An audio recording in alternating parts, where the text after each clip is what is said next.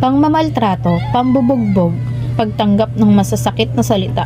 Ilan lamang yan sa mga nararanasan ng higit sa 17% kababaihan sa Pilipinas na may edad na 15 hanggang 40. Ito ay ayon sa National Demographic and Health Survey na itinalaga ng Philippine Statistics Authority. Ito ay nakababahala dahil sa kabila ng pagtugon sa alalahaning ito ay patuloy pa rin na lumalaganap na maituturing na isa sa malaking suliranin panlipunan ng bansa. Ako nga pala si Rochelle. Ito ang aking kwento. 13 years na kami kasal ng asawa kong itago na natin sa pangalang Renato. Masikasong asawa si Renato at mahal na mahal niya kami ng mga anak namin. Pero nagbago lahat yung na-aksidente siya sa motor at halos mag 50-50 siya. At dahil sa aksidente, nag-iba ugali niya. O halos wife na lang pala ako noon. Siya ang nagtatrabaho pero buhat na aksidente siya, in-apply niya ako ng trabaho bilang isang midday survivor. Masaya naman ang naging trabaho ko at nagustuhan ko. Mabait din ng mga katrabaho ko. Hatid sundo ako ng aking asawa sa trabaho at hindi maiwasan na babatiin ako ng katrabaho ko. At nakikita yun ni Renato at hindi yun nagugustuhan dahil kahit sinong katrabaho kong lalaki ang bumabati sa akin ay pinagsisilasan niya at sinasabing lalaki ko yun. Umabot na yung puntong sinasaktan niya ako sa kanyang pagsiselos at pumasok ako sa trabaho na may pasa sa braso, ibang parte ng katawan. Hindi ko magawa lumaban dahil takot ako sa kanya at dahil din sa kanya kaya ako naalis sa trabaho. Dahil hawak niya lahat ng account ko. May Facebook, Messenger, lahat. Sinachat niya. Hindi sinabi pinagkamalan lalaki ko aking coordinator at area manager. Sobrang kahihiyan ang inabot ko noon. Kaya minabuti ko mag-resign na lang. Nagtanggap ako sa bagong trabaho bilang batcher ulit pero sa isang kilalang company na ganun pa din siya, seloso at nananakit pero natutunan ako lumaban dahil may kaibigan ako na nalalapitan kapag sinasaktan niya ako. Itong mga nakaraan, hindi niya na ako sinasaktan pero kakaiba mga salita ang natatanggap ko, halos hindi mo kayang marinig o lunukin ang mga sinasabi niya sa akin pero ito pa din ako. Hindi ko siya maiwan dahil para sa mga anak namin.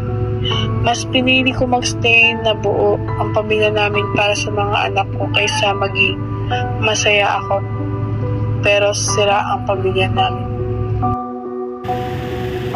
Ang pangmamaltrato o pag-abuso sa mga kababaihan ay isa sa maituturing na gender inequality o mas kilala na gender-based violence, kung saan ipinapakita rito na ang mga kalalakihan ang mas may kakayanang mamuno at may pangunahing papel sa lipunan, samantalang ang mga kababaihan naman ay inaasahan na maging sunod-sunuran at mas mababang papel sa lipunan. Good afternoon po. Ako po si Jamil Bautista ngayon and kasama ko po ngayon si Police Staff Sergeant Teves. Sa ngayon, ang datos namin as of year 2023 ay 12.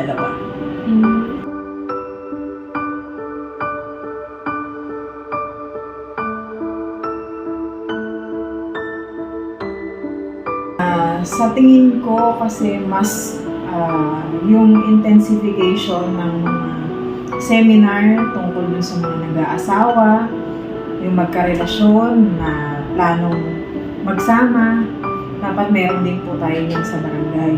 Mas maganda kung meron po maka-incorporate dun sa mismong barangay natin since sila yung pinaka nandun sa baba.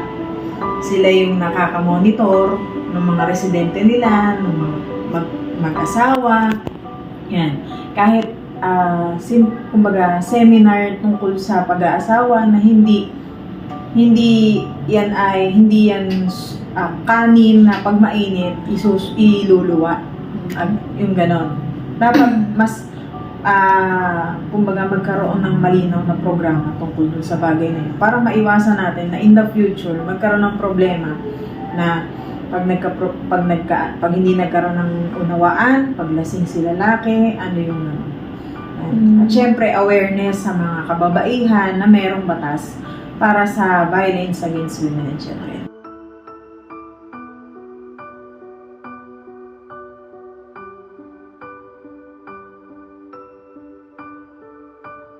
Bale, ang meron lang po kami ay continuous na pagkakandak ng mga lectures.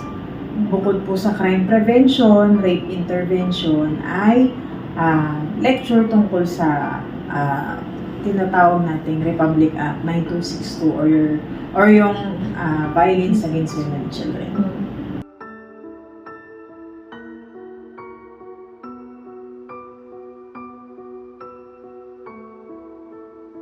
Meron po tayong sa barangay, meron po tayong Bausides na tinatawag.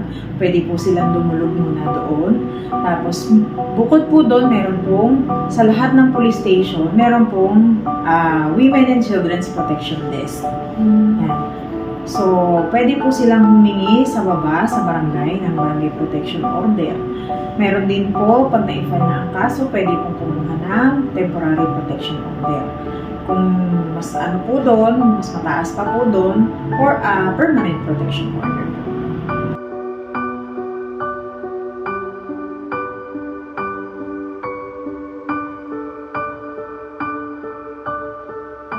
Meron po yung katumbas na kulong. Kumbaga, kung magsusumbong po sila, pwede pong makulong yung kinakasama nila or asawa po nila. Kung sino po yung nirereklamo nila. Basta yun po ay karelasyon, meron silang intimate relationship, asawa. Ang layunin ng Sustainable Development Goals number 5 ay ang gender equality and empower all women and girls. Gender equality is a basic human right and is also an essential factor for building a peaceful, prosperous, and sustainable world according to the United Nations. Kung isa ka sa nakararanas ng ganitong karahasan, huwag kang mag-atubiling humingi ng tulong sa kinauukulan. Always remember that don't be afraid to seek help.